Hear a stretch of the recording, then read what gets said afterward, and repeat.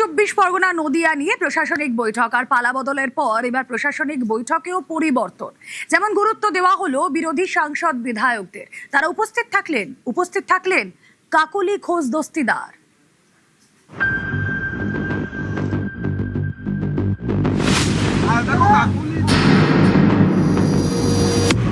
যারা অনেকদিন পরে সত্য কথা বলছেন তারাই বিশেষ সাংসদ, যারা বলছেন যে আপনারা আমাদের স্বাধীনতা পাইয়ে দিয়েছেন।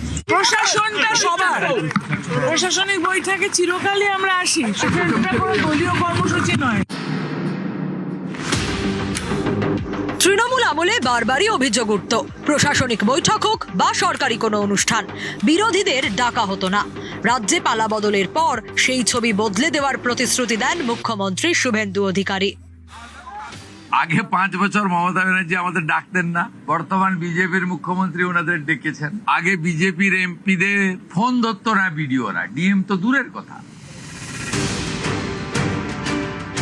যেমন কথা তেমন কাজ।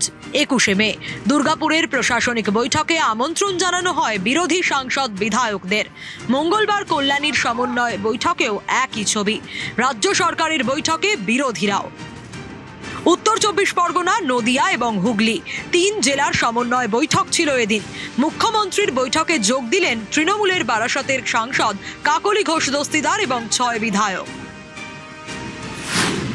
স্বরূপনগরের বীণা মণ্ডল, দেগঙ্গার আনিসুর রহমান বিদেশ, হারোয়ার আব্দুল মতিন, বাদুরিয়ার বুরহানুল মুকাদ্দেম, মিনাখার উষারানী মণ্ডল এবং বসিরহাট দক্ষিণের সুরজিৎ মিত্র।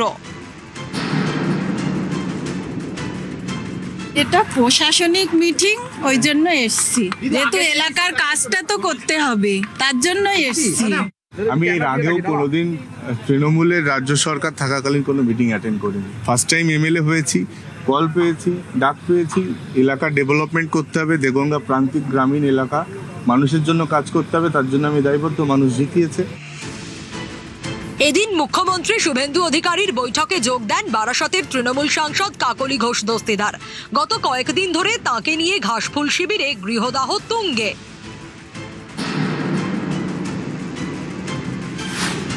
লোকসভায় তৃণমূলের মুখ্য সচেতক ছিলেন কাকলি ঘোষ দস্তিদার। সম্প্রতি কাকলিকে সরিয়ে কল্যাণ বন্দ্যোপাধ্যায়কে এই দায়িত্ব দেয় তৃণমূল। পদ হারিয়েই সোশ্যাল মিডিয়ায় সরব হন তৃণমূল সাংসদ। তারপর সুব্রত বক্সিকে চিঠি দিয়ে ছেড়ে দেন বারাসত সাংগঠনিক জেলার সভাপতির পদও।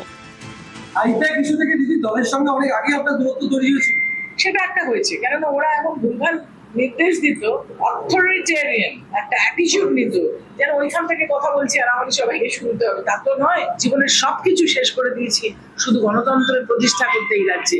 সেখানে আমার সম্বন্ধে যদি কেউ কিছু বলে বা আমাকে যদি শেখাতে আসে, সেটা ভ্রান্তি নয় তার। এমনই পরিস্থিতিতে শুভেন্দু অধিকারীর বৈঠকে কাকলি ঘোষ দস্তিদার। প্রশাসনটা সবার, প্রশাসনিক বৈঠকে চিরকালই আমরা আসি, সেটা কোনো দলীয় কর্মসূচি নয়।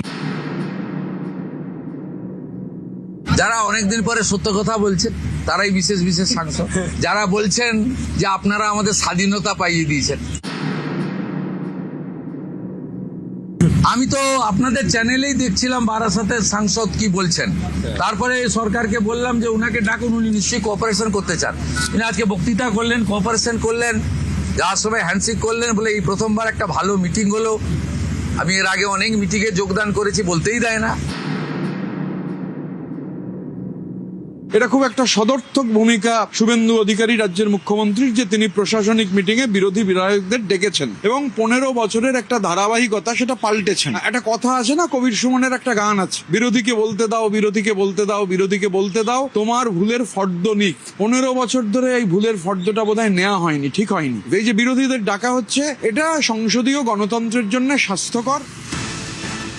কল্যাণী থেকে ক্যামেরায় কাঞ্চন ভৌমিকের সঙ্গে ভেঙ্কটেশ্বর লাহিড়ী, নিউজ 18 বাংলা।